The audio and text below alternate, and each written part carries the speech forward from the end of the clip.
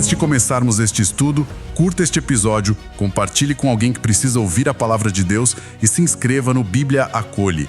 Isso nos ajuda a levar estudos bíblicos profundos cada vez mais longe. Bom, vamos imaginar a seguinte cena, tá? É inverno lá em Jerusalém. Um vento bem cortante varrendo o pátio do templo. Nossa, o clima devia estar assim, congelante. Exatamente. E as pessoas estão ali espremidas debaixo de um corredor gigante de colunas, sabe, tentando se proteger do frio. O famoso pórtico de Salomão. Isso mesmo. E no meio dessa multidão super apertada, tem homens ali com pedras de construção escondidas debaixo da túnica. Caramba. Só esperando a resposta errada para iniciar um linchamento ali na hora. Hoje, na nossa imersão na palavra, a gente vai mergulhar no capítulo 10 do Evangelho de João, dos versículos 22 ao 42. É um trecho incrível. A gente vai ver como Jesus navegou por um dos interrogatórios mais tensos de toda a Escritura. Sim, um choque brutal, né? Entre uma religiosidade totalmente fria e a verdadeira fé. Com certeza. E olha, o texto bíblico faz questão de marcar o calendário logo no início para nos dar a dimensão dessa tensão. É verdade. Fala sobre uma festa. Isso. A Bíblia relata que estava acontecendo a festa da dedicação, que hoje a gente conhece como Hanukkah. Pera, mas essa festa não tinha sido instituída lá atrás por Moisés, certo? Não. É fundamental entender isso. Era uma celebração bem nacionalista. Tipo um evento político? Mais ou menos. Eles estavam comemorando a vitória militar de Judas Macabeu. Uns 200 anos antes, ele tinha expulsado os gregos de Jerusalém e purificado aquele mesmo templo. Uau!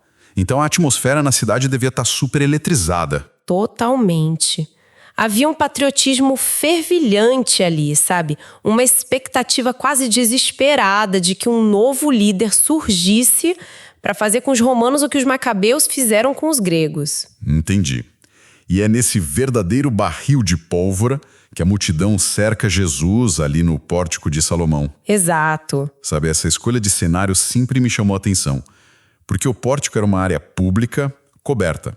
Por causa do inverno, devia estar entupida de gente. Literalmente abarrotada. E Jesus tinha acabado de curar um cego de nascença no capítulo anterior, o que deixou a elite religiosa furiosa. Caminhar ali de propósito é como entrar num campo minado segurando um holofote, né? É uma analogia perfeita. Mas o Evangelho mostra que ele não era um eremita. Ele estava exatamente onde o povo estava. Aí os líderes cercam ele e mandam aquela: até quando nos deixarás em suspense? Se tu és o Cristo, dize-nos abertamente. À primeira vista, parece uma pergunta de quem realmente quer entender a verdade, sabe? Mas a narrativa bíblica revela que era o oposto disso. Era uma armadilha super calculada. Em que sentido? Bom, em duas frentes. Se Jesus dissesse abertamente, eu sou o Messias, com aquele sentido político que eles queriam ouvir, eles entregariam ele para o Império Romano na hora. Acusando ele de sedição. Exato, Roma não tolerava reis rivais. Mas, por outro lado, se ele dissesse que não era o Cristo, eles o desmoralizariam na frente de todo o povo que ainda tinha esperança nele. Nossa, uma típica emboscada de debate político, né? Não importa o que ele responda, a manchete de amanhã já está pronta para destruir a imagem dele. Perfeito. Eles queriam forçar Jesus a caber na caixa das expectativas religiosas deles. Mas a gente vê que Jesus não joga o jogo deles. O Evangelho mostra que ele recusa aquele sim ou não simples e aponta direto para as próprias obras. Os milagres. Isso, ele diz que já tinha falado, mas que as obras dele, as curas e restaurações, testemunhavam por ele. Não faltava evidência, né? Faltava outra coisa. E ele é bem direto, ele diz, vocês não creem porque não são das minhas ovelhas. Caramba, e aqui é que a coisa fica realmente fascinante. Se a gente conectar isso com o homem cego do capítulo 9. É um contraste absurdo, né? Muito. Porque de um lado a gente tem a alta cúpula teológica que estudava a lei, mas estava mergulhada nas trevas. E do outro, um mendigo que só conhecia a escuridão literal, mas passa a enxergar tudo com clareza espiritual. E a Bíblia mostra que essa visão nova para o mendigo teve um custo social devastador. Sim, ele foi expulso da sinagoga. E a gente lê isso hoje e pensa, bom, ele só teve que mudar de igreja, certo? Longe disso. A expulsão da sinagoga, que os judeus chamavam de herem, era uma morte social e civil. Nossa, morte civil. É que a sinagoga não era só um lugar de culto de fim de semana. Era o centro do comércio, da educação, da justiça. Tudo acontecia lá. Então, se você fosse expulso, ninguém mais falava com você. Nem vendia comida para você. A própria família, muitas vezes, fazia um funeral simbólico e virava o rosto na rua. Uau! Então o mendigo perdeu absolutamente toda a rede de apoio dele. Tudo. Só por confessar que Jesus vinha de Deus. É nesse cenário de abandono total que essas palavras de Jesus ganham um peso gigante. A Escritura apresenta Jesus dizendo que as ovelhas ouvem a voz dele e, o mais incrível, que ninguém vai arrebatar elas das suas mãos. É uma garantia maravilhosa. É lindo demais. O punho fechado da religiosidade empurra a pessoa para fora e a destrói, mas a mão do bom pastor segura com uma firmeza que nem o Império Romano pode quebrar. E o que traz essa segurança eterna não é a força da ovelha. A ovelha é um animal super frágil, né? A segurança está na onipotência de quem segura a ovelha. Com certeza. E aí, para estabelecer o tamanho dessa onipotência, Jesus solta aquela declaração que eleva a atenção ao máximo. Eu e o Pai somos um. Exatamente, o versículo 30. O que isso significava, na cabeça de um judeu ali na hora para fazer eles pegarem em pedras? É fascinante olhar para o idioma original. No grego, em que João escreveu, a palavra um está no gênero neutro. E qual a diferença que isso faz? Toda a diferença. Jesus não está dizendo eu e o Pai somos a mesma pessoa. Se fosse assim, anularia a distinção entre pai e filho. Ele está dizendo que são da mesma essência. Ah, entendi. Da mesma natureza divina. Sabe o sol e a luz que ele emite? São distintos, mas compartilham a mesma natureza de fogo e glória. Não existe sem outro. Jesus está declarando que possui a mesma divindade incriada do Criador. Uau! E a reação é imediata. O texto bíblico diz que os judeus pegaram as pedras para matar ele.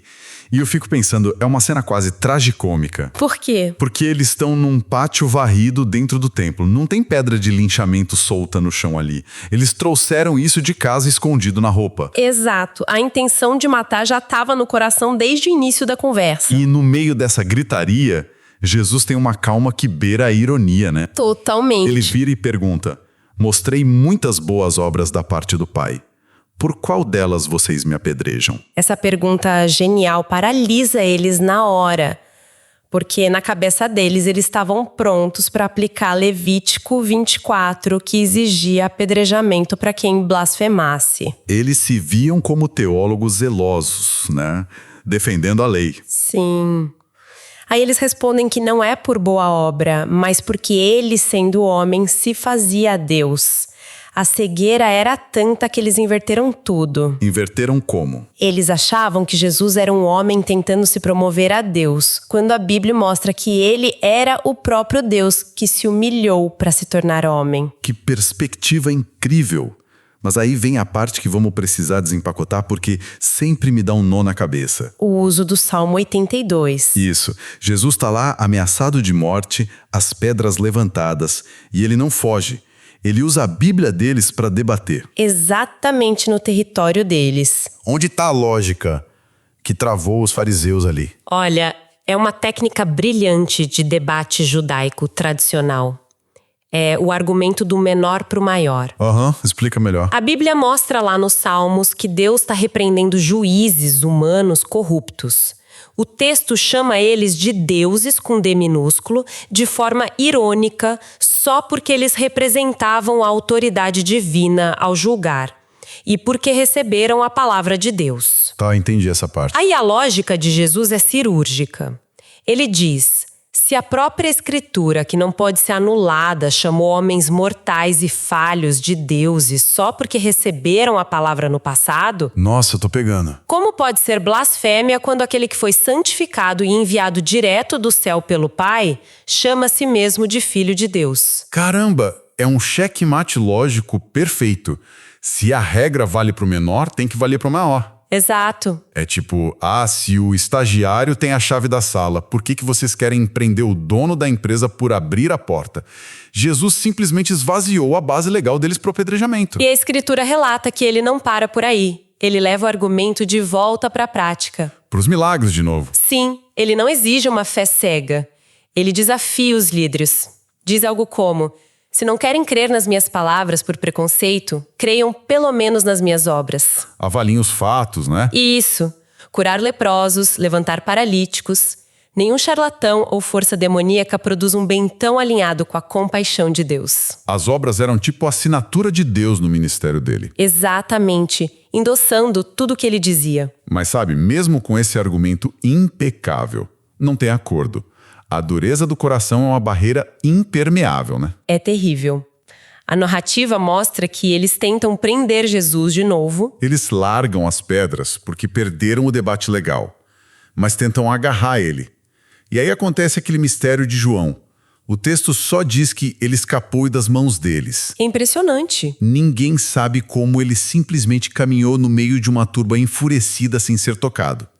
Parece que a realidade ao redor dele obedece outras regras. E obedece mesmo. O Evangelho de João deixa super claro que não é uma habilidade de ninja de Jesus se esquivando, sabe? Não é filme de ação. Não. O princípio ali é a soberania de Deus. A Bíblia repete muito a expressão "a sua hora ainda não havia chegado". É o relógio divino. Exato. O ódio humano pode gritar o quanto quiser, mas não consegue antecipar a agenda de Deus num segundo sequer. Ninguém tira a vida dele. Ele mesmo entrega voluntariamente lá na cruz, no Calvário. E a partir dessa fuga, a gente vê uma mudança enorme de cenário. No versículo 40, o texto narra que ele deixa Jerusalém. Vai lá para o outro lado do Rio Jordão, para Pérea. Isso. E o simbolismo dessa mudança é gritante. Ele vira as costas para a capital da teologia, Jerusalém, com aquele templo banhado ao ouro e a liturgia perfeita, rejeitou o Messias violentamente. E então a verdade encarnada vai para o deserto, para a margem da sociedade. Exato. Como a gente entende esse contraste? É o retrato do conflito entre o sistema religioso morto e a fé orgânica, sabe? A Bíblia mostra que lá na Pérea não tinha sinédrio anotando os erros, não tinha fariseu com pedra na túnica. O ambiente não era o mármore frio do templo. Era a poeira e a simplicidade. E o Evangelho relata que lá no deserto o povo vinha até ele de coração aberto. E é super interessante notar como João Batista é relembrado por esse povo, mesmo já estando morto faz tempo. Sim, eles falam exatamente dele. A Escritura mostra o povo comentando: João nunca fez milagre nenhum, mas tudo o que ele falou sobre esse homem era verdade. E se a gente conectar isso com a figura maior, isso nos ensina uma lição linda sobre ministério fiel. Nossa, sim! João não tinha um currículo de milagres. Não, ele só apontou o dedo com precisão para Cristo e pregou a palavra. O tempo passou, ele foi executado, mas a semente germinou agora. O que comprova que a fé de verdade não precisa de shows de pirotecnia para se sustentar. A multidão ali creu só pela coerência entre a palavra de João e a vida de Jesus. A palavra de Deus foi suficiente. Foi. A Bíblia afirma no último versículo que ali na Pérea muitos creram nele. Que ironia, né? O próprio Deus anda nos corredores do seu templo oficial e é ameaçado de morte. Mas quando vai para o meio do nada, no deserto, ele é amado. Acolhido e crido por gente comum. Isso faz a gente repensar muito sobre o que chamamos de ambiente sagrado. Fica muito claro para quem ouve essa narrativa que saber teologia não garante intimidade com Deus. Muito pelo contrário, às vezes. Sim, o orgulho de saber muito pode ser a cegueira que te impede de ver Jesus na sua frente. Como a gente pode resumir os ensinamentos desse trecho para a vida hoje? Olha, a síntese espiritual dessa passagem é um alerta gigante contra a religiosidade de fachada. Aquele formalismo vazio. Isso. A Bíblia apresenta que o formalismo cria uma arrogância terrível. O foco deixa de ser o amor ao próximo e passa a ser só manter tradição e poder. A elite odiou o autor da fé para defender o sistema. Muito triste. Mas, ao mesmo tempo, a passagem nos dá o maior consolo de todos, né? Qual? A doce realidade de estar seguro nas mãos do bom pastor. Para quem ouve a voz dele na simplicidade, não importa se for expulso de sinagoga, de igreja, do grupo. Nada pode quebrar esse elo eterno, né? Absolutamente nenhuma hostilidade do mundo desfaz o elo entre a ovelha e o Salvador. Uau, que imagem poderosa para a gente finalizar a nossa imersão de hoje. E eu queria deixar uma provocação para quem nos ouve agora. É sempre bom refletir na prática. Sim, porque é fácil a gente apontar o dedo pro fariseu segurando pedra lá atrás. Mas e as nossas atitudes hoje? Verdade? Qual é a nossa Jerusalém de formalismo? Aquele orgulho intelectual ou o excesso de regras que a gente mesmo construiu e que precisamos abandonar para ontem? É uma excelente pergunta. Que tipo de segurança religiosa falsa a gente precisa deixar para trás para ter coragem de ir para o deserto? Porque, olha, muitas vezes é lá no deserto da nossa vulnerabilidade, longe do julgamento dos outros, que a gente finalmente ouve a voz do bom pastor com clareza. Fica essa reflexão profunda para cada coração. Se este estudo falou ao seu coração, curta, compartilhe e se inscreva no Bíblia Acolhe. Assim você nos ajuda a levar a palavra de Deus ainda mais longe. Texto e produção Douglas Vieira. Música de Sergio Prosverini por Pixabay. Faixa Snowy Peaks. Bibliografia. Comentários expositivos Hernandes Dias Lopes, editora Agnos. Comentário bíblico Matthew Henry, editora CPAD. Antigo e Novo Testamento interpretado versículo por versículo Russell Norman Champlin, editora Agnos. Charles Spurgeon, Os Tesouros de Davi, editora CPAD.